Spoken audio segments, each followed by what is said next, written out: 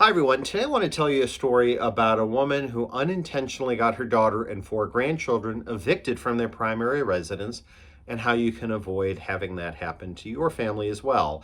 My name is Erich Screwalla, and I want to tell you about a woman in Columbus, Ohio. Now, she wanted to make sure that her grandchildren would have an education, so she created an estate plan that directed all of her assets into a trust to be managed by a bank for the purpose of providing an education for her grandchildren. And that sounds great. But then a year later, she decided to purchase a home for her daughter and her daughter's four grandchildren for them to live in, intending that they would have that primary residence for as long as they needed. Now, unfortunately, when the woman died, the house became an asset of her estate, which meant that the bank went to sell the house to capture the assets for the trust to provide for the education for the grandchildren.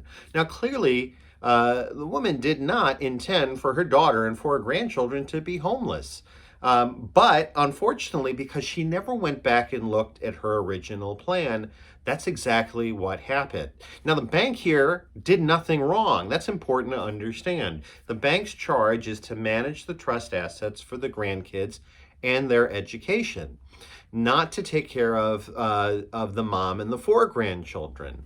So the lesson here is that when we create a plan for what happens to our property after we die, it's not something we can do once and then never do again.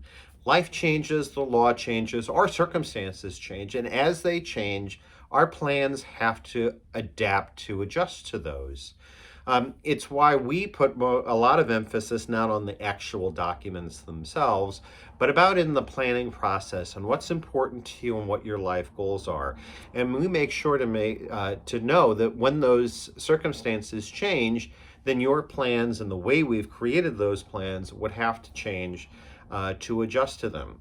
So if you haven't gotten a plan together, now's a good time to start. If you've already done a plan, now's a good time to take it out and look at it and see what in your life has changed that may require a change in your planning process. Now, if you have any questions about this or want to talk about it at all, just feel free to reach out to us, shoot us an email, leave us a comment below. We'd be happy to help you out with that. And until next time, thanks a lot. Take care.